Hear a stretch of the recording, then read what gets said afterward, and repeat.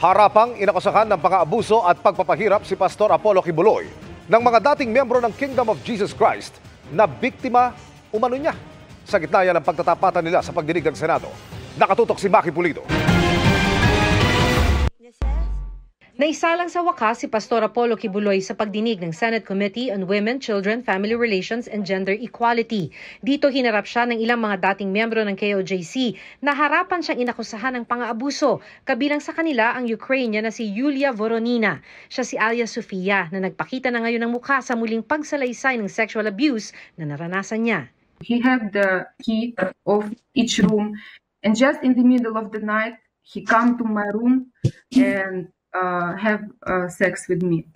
Then and you cannot run away. Sinexually abuse nyo ba ang mga babae at mga menor de edad? At Wala ginamit nyo ba ang relihiyon para i-sexually abuse Wala sila? pong katotohanan yung kanilang mga sinabi.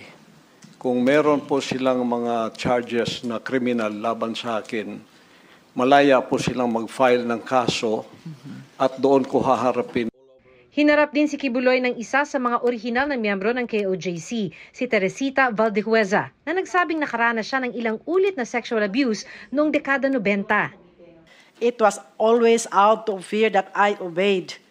A fear mixed with anxiety. It was only when I left out of the group, that I finally clearly understood that the man I had believed to be God's chosen and holy was an impostor, oppressor, and deceiver. He manipulated me using his authority and power as God's anointed. Isinalaysay rin niya ang quota system sa mga worker para mag-fundraising. May mga KOJC worker na may quotang 500 to 1,000 pesos a day sa pagbebenta ng kakanin. Habang si Valdehueza minsan na raw nagkakota na 10 to 15 million pesos mula sa caroling. Pinaghirapan daw na maraming miyembro ng KOJC ang paghahanap ng pera, pero nakita niya kung paano ito malustay ng minsang ipadala sa Amerika dahil sa marangyang pamumuhay ni Kibuloy at ibang mga opisyal ng KOJC. Pinalimos nyo po ba yung mga bata para i-sustain ang operasyon ng KOJC at para tustusan ang inyong lifestyle? Wala po kaming mga palisiya na magpalimos ang bata. Pero walang polisiya man, pinalimos nyo ba sila? Hindi po. Wala pong katotohanan yun. Nakaranas din daw si Valdehueza ng matinding parusa sa loob ng 7 buwan dahil sa mga gawa-gawang akusasyon kabilang ang pagnanakaw umano ng 3 milyong pisong pondo ng KOJC at pakikipagtalik sa iba pang ministro. Kabilang sa parusa ang tinatawag nilang dry fasting o walang maiinom o makakain ng 7 hanggang 10 araw.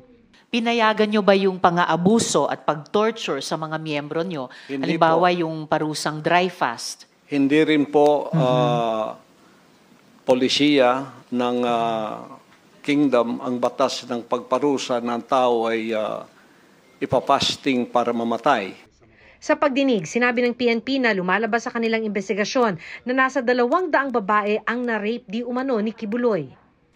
This room is the bedroom of Mr. Kibuloy in the Bible school. There is a bedroom, something like that, looks something like that, with a twin.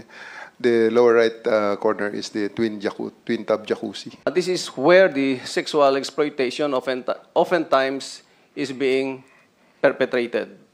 Nang makaharap ang media pagkatapos ng pagdinig, sabi ni Kibuloy, sa korte niya sasagutin ang mga alegasyon. This one is like trial by publicity.